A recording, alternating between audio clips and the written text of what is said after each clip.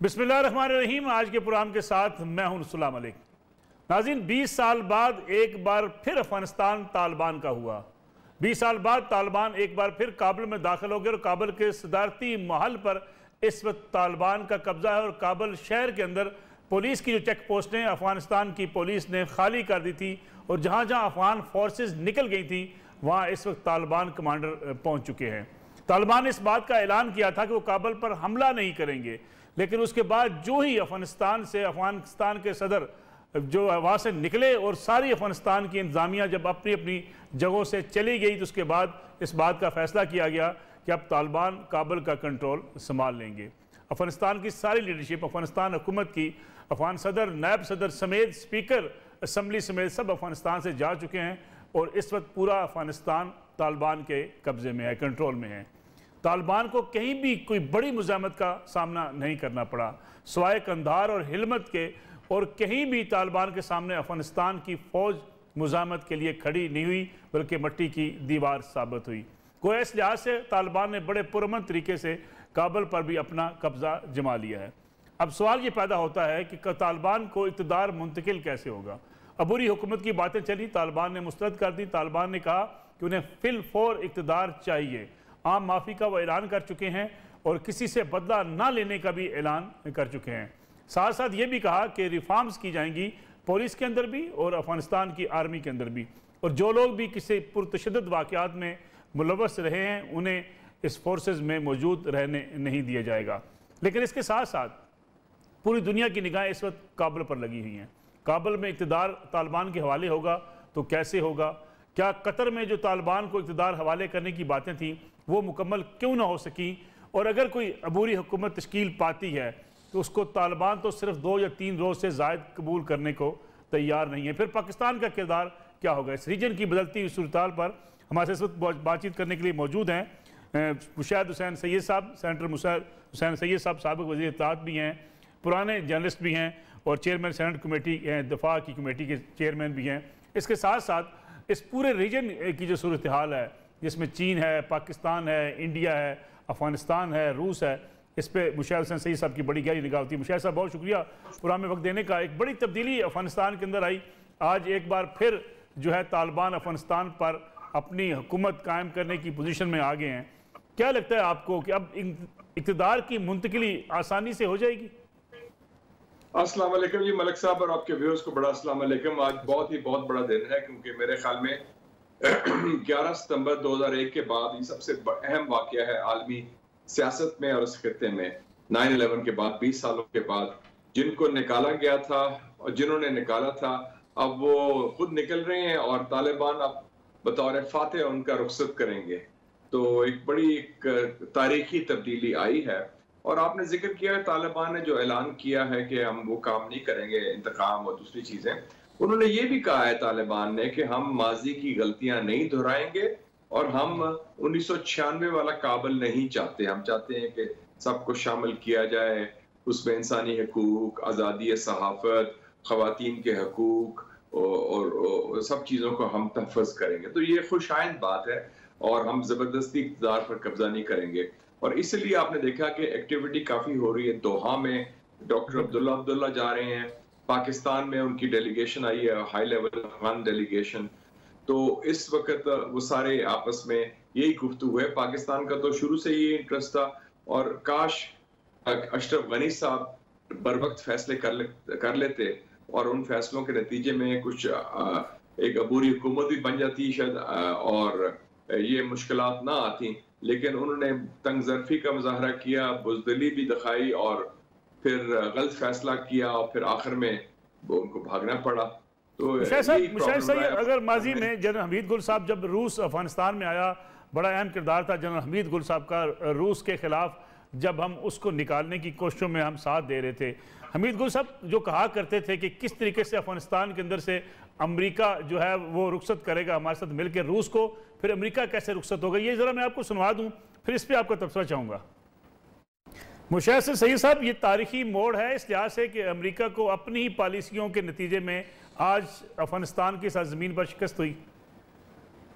इसमें कोई डाउट ही नहीं है। देखें जी, اور بلکہ میں تو کافی دیر سے کہہ رہا تھا، اور میں نے 2 سال پہلے جب امریکہ بھی گیا تھا اس میں افغانستان کی بات ہوئی، اس سے پہلے 2016 میں بھی میری کانفرنس تھی، میں نے کہا تھا کہ آپ نے غلطی جو بنیادی کی افغانستان میں وہ 2003 میں کی تھی، کہ 2001 میں تو امریکہ آ گیا، طالبان کا خاتمہ کر دیا، 2003 میں انہوں نے فیصلہ کیا عراق پر حملہ کرنے کا، عراق پر نئی جنگ کرنے کا، اور جو ان کی صدام حسین کے خلاف، اور وہ زوال کی بنیاد بنی اور ناکامی کی بنیاد بنی، اس لیے کہ افغانستان اس وقت مستحکم نہیں ہوا تھا، اس کو سمیٹا نہیں گیا تھا جو انہوں نے کیا تھا ان کے حملے کے بعد، اور ان کی توجہ ادھر سے ہٹ گئی اور فوکس ہو گیا عراق، اور نہ صرف عراق، پھر شام، پھر لیبیا، وہ تو سارا علاقے کو تبدیل کرنا چاہ رہے تھے مسلمان دنیا کے ممالک رجیم چینج کے ذریعے، کیونکہ یہی پالیسیز تھی ان کی، تو وہ بنیادی وجہ تھی۔ پھر دوسری بات تھی کہ افغانستان میں امریکہ کا کوئی مشن نہیں تھا، مقصد نہیں تھا،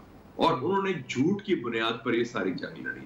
یہ افغانستان پیپرز چھپ گئے ہیں، واشنگٹن پوسٹ نے چھاپے ہیں نومبر 2019 میں، صاف کہتے ہیں کہ یہ امریکی جرنیل، امریکی سیاستدان جھوٹ بول رہے تھے۔ اور تیسری بات ہے کہ یہ کابل ایلیٹ یا کابل رجیم، جس کے اب غنی صاحب بھی ہیں، انہوں نے اب دیکھا نا وہ خبر بھی آ گئی کہ 3 گاڑیاں چھوڑ کے گئے ہیں ڈالرز کی، اور پتہ نہیں کتنا، تو وہ کرپشن اور وہ آپس میں ملنا، اور جو ان کی غلطی ہوتی تھی، عوام کی خدمت تو کی نہیں انہوں نے، وہ تو چھوڑ کے بھاگ گئے، غلطی ہوتی تھی مروز الزام پاکستان کو لگاتے تھے۔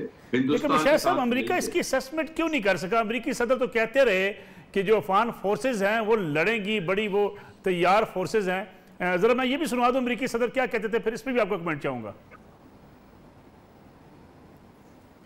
کیوں جی مشاہد صاحب، کیوں امریکی پریزیڈنٹ اتنے مطمئن تھے؟ اب یہ سمجھ نہیں آتی کہ امریکی صدر کو کیا ان کے پینٹاگون کے جنرلوں نے دھوکہ دیا کہ وہ اپنے پروپیگنڈا میں آ گئے۔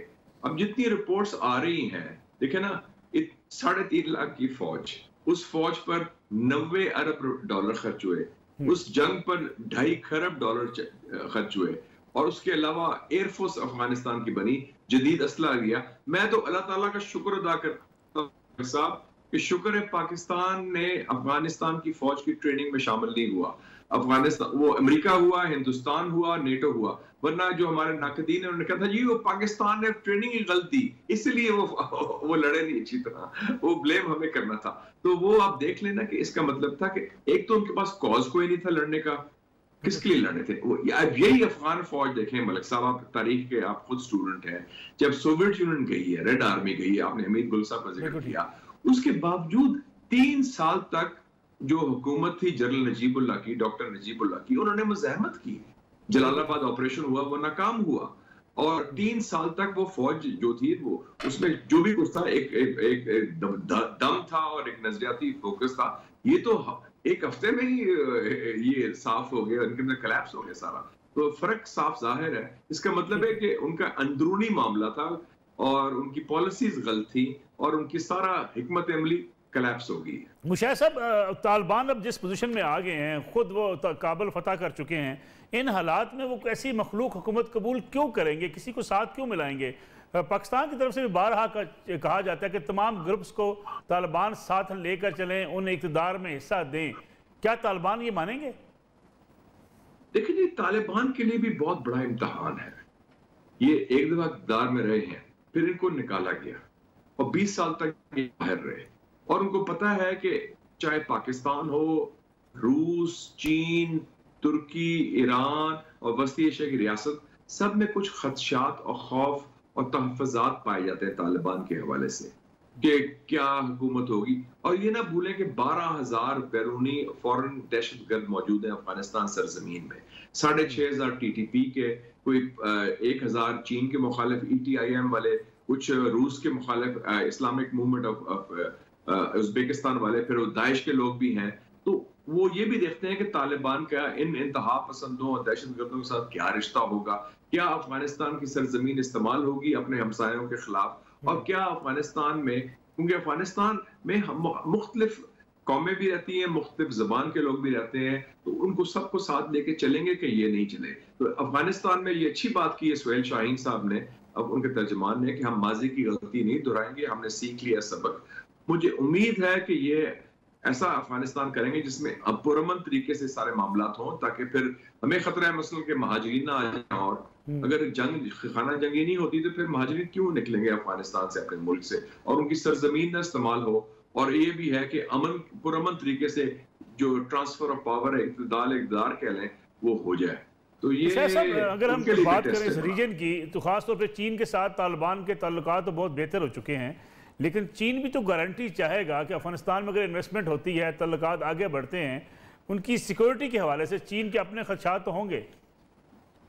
دیکھیں جی، جتنے ممالک ہیں 6 ان کے ہمسائے ہیں افغانستان کے، Pakistan, Iran, China, Tajikistan, ترکمنستان، Uzbekistan, plus روس بھی شامل کر لیں وہ ساتھ ہی پیچھے ان کے، سب کے ایک نقطہ پر اتفاق رائے ہے کہ افغانستان کا بارڈر جو ان کی ممالک سے ملتا ہے، وہ افغانستان کی سرزمین کسی کے خلاف، یا پاکستان کے یا چین ہو یا ایران ہو یا یہ وسطی ایشیا کی ریاستوں کو، روس کو بھی خوف ہے، تو وہ استعمال نہ ہو. تو یہ بہت اہم ایشو ہے، کیونکہ القاعدہ بھی موجود ہے، داعش بھی موجود ہے، اور بیرونی دہشت گرد بھی موجود ہے افغانستان میں. تو یہ ایک بڑا افغانستان کے طالبان کے لیے بڑا ٹیسٹ ہے. ایک تو ٹیسٹ ان کے ملک کے اندر ہے، کس قسم کا نظام لاتے ہیں، حکومت چلاتے ہیں، کس کو ساتھ لے کے چلتے ہیں اور ماضی کی غلطی نہیں دہراتے. اور دوسرا یہ ہے کہ جو بارڈر کے ساتھ، ورنہ پھر ایک نیا اتحاد بن جائے گا، نیا شمالی اتحاد بن جائے گا ملک کے اندر، اور پھر وہ پرانی سلسلہ چلے گا. تو ہم نہیں چاہتے کہ وہی ماضی کے ڈگرز میں ایک اور خانہ جنگی کی تیاری ہو. تو میرے خیال میں طالبان نے بھی سبق سیکھا ہے، ان کی بھی اب سوجھ بوجھ کافی ہو گئی ہے. انہوں نے امریکہ سے معاہدہ کیا ہے اور نیگوشیٹ کیا ہے، اور ٹف نیگوشیٹر ابھی بھی دیکھ لیں، وہ امریکہ کو انہوں نے دانے چبا دیے انہوں نے. تو اس لیے میرے خیال میں وہ شاید ایک نئی ڈگر پر چلیں گے اس دور میں. اب کیا پاکستان طالبان کی حکومت کو قبول کر لے گا؟ اور پھر خاص طور پر دیگر ممالک کی بات کریں تو کہاں سے سپورٹ ملنے کا امکان ہوگا طالبان کو ان کی حکومت کو ریکگنائز کرنے کے حوالے سے؟ دیکھیں نہیں، پچھلی دفعہ تو تھا پاکستان، سعودی عربیہ اور یو اے ای نے ریکگنائز کیا تھا، صرف 3 ممالک میں. اب سچویشن چینج ہو گئی ہے. ایک تو طالبان نے معاہدہ بھی کیا امریکہ کے ساتھ، اور اگر طالبان واقعی گارنٹیز دیتے ہیں ان ایشوز پر، تو میرے خیال میں جو افغانستان کے ساتھ جو ان کے ہمسائے ہیں، جس میں پاکستان شامل ہے، اور پاکستان چین اور ترکی سے ضرور مشاورت کرے گا، اور باقی براہمی مشاورت روس اور ایران اور وسطی ایشیا کی ریاستیں جو ہیں ان سے بھی ہوگی. تو ان سے مل کے یہ فیصلہ میرے خیال شاید مشترکہ فیصلہ ہوگا. بہت بہت شکریہ. مشاور حسین سید صاحب ہمارے ساتھ موجود تھے. مشاور حسین سید صاحب نے افغانستان کی صورتحال پہ اس بات کا بھی اظہار کیا کہ اس وقت طالبان، جیسے کہ طالبان خود بھی کہہ چکے ہیں کہ پالیسیاں مختلف ہوں گی، طالبان دیگر ممالک کے ساتھ رابطے کرنے کے حوالے سے اور انتظامی کے حوالے سے، حکومت کے حوالے سے ایک منفرد طالبان دیکھنے کو ملیں گے. ایک بریک کا وقت ہوا ہے، بریک سے واپس آئیں گے، مزید بات کریں گے افغانستان کی صورتحال کے حوالے سے اور لیٹسٹ وہاں پہ اس وقت کیا ہو رہا ہے. آپ واپس آتے ہیں ایک بریک کے بعد.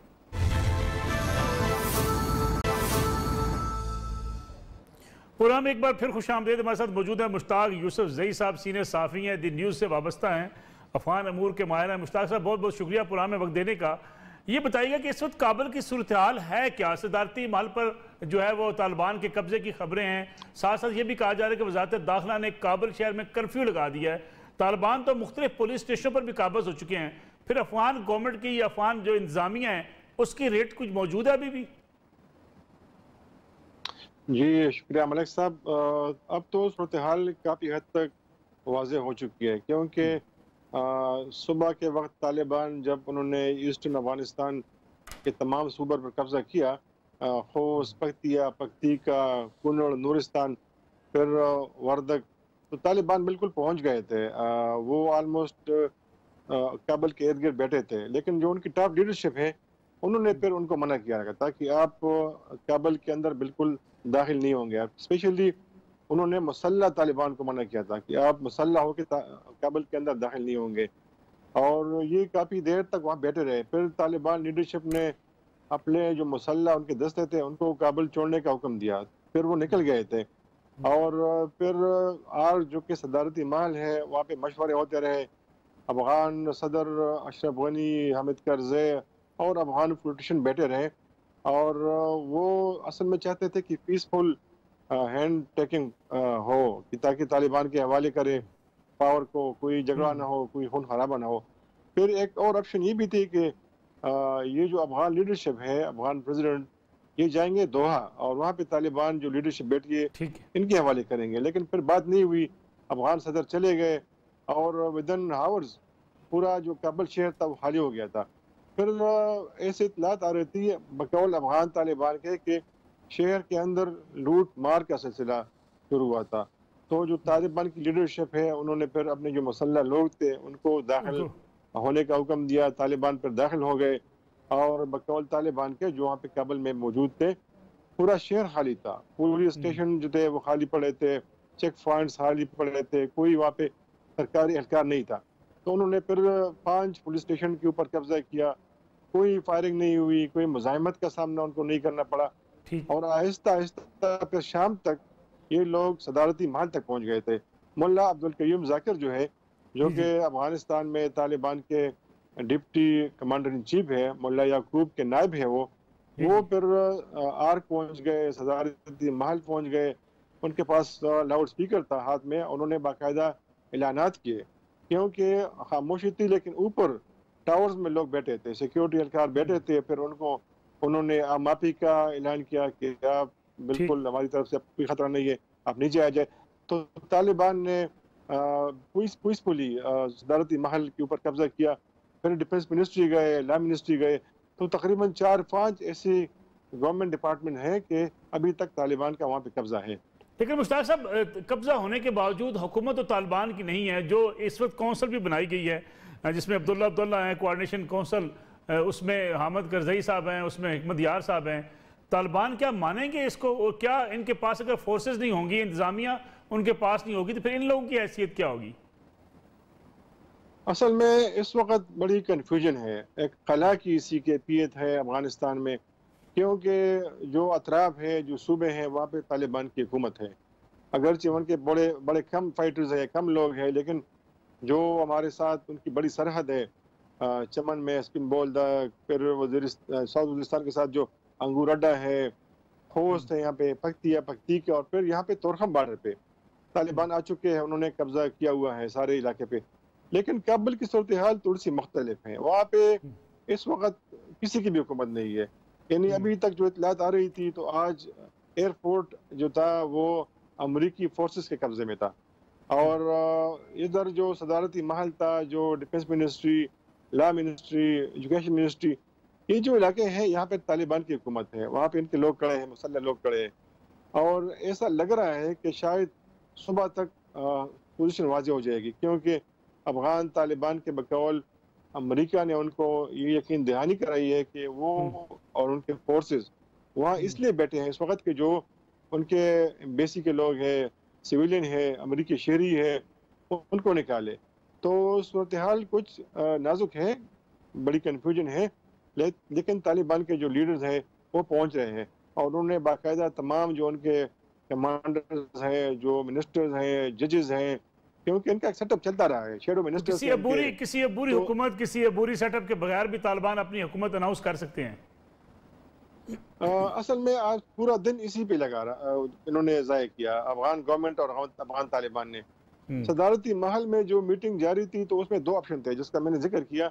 एक ये थी कि एक ट्रांजिशनल गवर्नमेंट के हवाले करेंगे इख्तियार, जिसमें हामिद करज़ई और बाकी लोग होंगे, और फिर ये जो ट्रांजिशनल गवर्नमेंट है ये फिर बाद में तालिबान के हवाले करेंगे हुकूमत। लेकिन तालिबान लीडरशिप इस बात पर राजी नहीं थी। एक दूसरी ऑप्शन ये थी कि ये जो लीडरशिप है ये जाएंगे कतर, और कतर में मुल्ला बिरादर और शेर अब्दुल हकीम के हवाले करेंगे। तो शायद ये मुमकिन नहीं था अशरफ गनी और उनकी टीम के लिए, इसलिए उनको अचानक अफगानिस्तान से निकलना पड़ा और ये ऐसी सूरत हाल छोड़ी। तो आपने शायद नोट की होगी जो अब्दुल्ला ने फिर बयान जारी किया तो उसमें काफ़ी तलखी थी और ऐसा लग रहा था कि वो काफ़ी नाराज़ थे अशरफ गनी से, क्योंकि उन्होंने कहा कि अशरफ गनी ने इन हालात में मुल्क छोड़ा कि मुल्क को ज़रूरत है, बहुत मुश्किल सूरत हाल है और अल्लाह को जवाब देना पड़ेगा उनको। तो ऐसा लग रहा है कि शायद, क्योंकि अफगान तालिबान ने ऐलान किया है, मिनिस्ट्री दी है, जनरल माफी का ऐलान किया है कि जो लोग रहेंगे अफगानिस्तान में उनको कोई मसला नहीं होगा। तो लग रहा है कि अब्दुल्ला जो है तालिबान की सिंपैथीज हासिल करने की कोशिश कर रहा है। لیکن اس کے ساتھ ساتھ کیا جو طالبان کے اپنی صفحے ہیں ان میں اتحاد رہے گا؟ تو یہ بھی ڈیپینڈ کرتا ہے کہ اصل میں یہ جو 20 سال تک طالبان لڑے اور کافی مشکل دن ان پہ آ گئے، کافی ان کے لوگ مارے گئے، اور بقول طالبان کے بہت کوششیں بھی ہوئی مختلف قوتوں کی طرف سے، خاص کر وہ امریکہ کا نام لے رہے ہیں کہ امریکہ نے بہت کوشش کی، باقی جو ان کے مخالفین ہیں انہوں نے کوشش کی کہ طالبان میں دراڑ پیدا کرے، ان کو تقسیم کرے، ان کے لوگوں کو خریدے، اور کچھ لوگ ایسے تھے کہ انہوں نے کوششیں بھی کی اور بالآخر وہ آئیڈینٹیفائڈ ہو گئے، اور انہوں نے ان کو پکڑا بھی، کچھ لوگوں کو جیلوں میں بھی ڈالا اور کچھ کو انہوں نے نکالا بھی ہے۔ لیکن میرے خیال میں طالبان کی یونٹی جو ہے وہ برقرار رہی ہے، اور یہی ایک ان کی ایک یونٹی تھی، اتحاد تھا کہ آج وہ اس قابل ہے کہ مطلب ایک ہفتے میں زیادہ ان کو مزاحمت بھی کا سامنا بھی نہیں کرنا پڑا۔ صرف ہلمند میں اور کندہار میں ان کو تھوڑی سی مزاحمت ہوئی، ان کے کچھ لوگ ضائع ہو گئے۔ لیکن مشتاق صاحب پھر امریکی پریزیڈنٹ کیوں کہہ رہے تھے کہ جو افغان فورسز ہیں وہ لڑیں گی؟ ذرا میں آپ کو یہ بھی سنوا دوں کہ امریکی پریزیڈنٹ کیا کہہ رہے تھے افغان فورسز کے حوالے سے۔ takeover of Afghanistan now inevitable? No, it is not. Because you have the Afghan troops have 300,000 well equipped as any army in the world, and an air force against something like 75,000 Taliban. It is not inevitable. Mr. President, thank you very much. Your own intelligence community has assessed that the کیوں جی مشتاق صاحب امریکی president کیوں اتنے مطمئن تھے کہ Afghan forces جو ہیں وہ لڑیں گی، بڑی بھرپور صلاحیتوں کی مالک ہیں؟ کیا ہوا کیا کوئی مفاہمت ہوئی طالبان کی اور امریکنز کے مابین؟ مختلف افواہیں ہیں۔ ایک تو یہ ہے کہ طالبان اور امریکہ کی انڈرسٹینڈنگ تھی، اور جب دوحہ کا معاہدہ ہو گیا تھا تو اس کے بعد ایسا لگ رہا تھا کہ شاید ان کے درمیان انڈرسٹینڈنگ ہوئی ہے، کیونکہ افغان گورنمنٹ کو انہوں نے بالکل اعتماد میں نہیں لیا تھا۔ ان کے سارے جو قیدی تھے افغان گورنمنٹ کے پاس تھے، 5000 ان کو رہائی دلائی۔ پھر یہ جو امن معاہدہ ہوا تھا قطر میں، یہ اس وقت بھی ایسا لگ رہا تھا کہ یہ طالبان کے ٹرمز اینڈ کنڈیشن پہ ہوا ہے، اور طالبان کو یقین تھا کہ ابھی چونکہ جا رہے ہیں تو ان کے حوالے کریں گے حکومت۔ تو جب انہوں نے اچانک وڈرال کا اعلان کیا، افغانستان سے چلے گئے، تو پھر تو ان کا راستہ اور بھی ہموار ہو گیا۔ اور میری آواز آپ کو پہنچ رہی ہے؟ جی میں سن رہا ہوں مشتاق صاحب۔ ہاں، تو پھر تو یہ واضح ہو گیا۔ مشتاق صاحب چھوٹی سی کمرشل بریک لے لیں، بریک پہ واپس آتے ہیں، یہیں سے کنٹینیو کریں گے۔ پروگرام ایک بار پھر خوش آمدید، ہمارے ساتھ موجود ہیں سابق وزیر داخلہ جناب رحمان ملک صاحب۔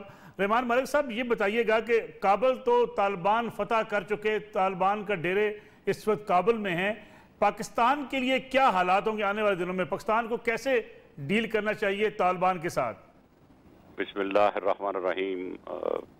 ملک صاحب، آپ کے ساتھ میرے 3-4 انٹرویو ہوئے، اور اس میں ہمیشہ ایک سیگمنٹ افغانستان کا ہوتا تھا، اور میں نے کہا کہ 4 مہینے پہلے کہ I am forecasting marching of the Taliban to Kabul. جی اور 21 جولائی کو میں نے جو لکھا تھا letter flight of Afghanistan and the emergence of the Haqqani network as a ruler, اس کو آپ پڑھ لیجئے گا، اور آج جو کچھ ہوا ہے اس میں دیکھ لیجئے گا۔ It's my pure prediction. دیکھیں، جنگیں دماغ سے لڑی جاتی ہیں اور ایڈوانس اسٹریٹجی ہوتی ہے۔ جنگ تو تھی افغانستان میں طالبان کی اور آپ کو پتہ ہے غنی گورنمنٹ کی، ہمارے لیے یہ تھا اپنا ڈیفنس۔ اور آپ نے دیکھا کہ غنی حکومت میں انڈیا کے ساتھ مل کر جتنی اس نے کوشش کی اور سوائل کو استعمال کرنے کی اجازت دیتے ہوئے ہمارے ہاں بہت سے بم دھماکے کرائے گئے۔ میں یہاں پہ سب سے پہلے اپریشیٹ کروں گا اپنی ڈیفنس فورسز میں، اور ڈیفنس فورسز میں جنرل باجوہ صاحب کو، دی آرمی چیف، جو ان کی ایک ڈاکٹرین بنائی تھی انہوں نے، باجوہ ڈاکٹرین، جس پہ میں نے کافی لکھا بھی۔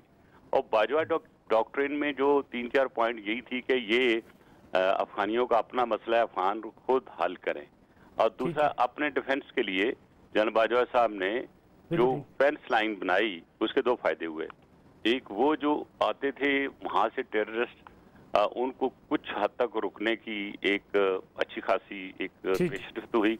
और दूसरी बड़ी इंपॉर्टेंट चीज़ कि अगर ये फेंस ना होता तो जब ये एक पूरी शोर उठा था और तालिबान ने आगे बढ़ना शुरू किया था, तो जो वो रिफ्यूजीज थे जो घरों से निकल आए थे उनका रुख पाकिस्तान की तरफ था, और पाकिस्तान ने फेंस की वजह से उनको अंदर आने नहीं दिया। अब पाकिस्तान को कोई खतरा नहीं है उस सरहद से, क्या रिमांड सब समझते हैं? मैं इस तरह आ रहा हूँ कि दो फैक्टर तो आपके सामने आ गए। एक आ गया तालिबान वाला, और जो कल का हक्कानी नेटवर्क एक नेगेटिविटी में जा रहा था, अब वो हुकूमत का हिस्सा होगा और वो हुकूमत करेंगे। ठीक है सर।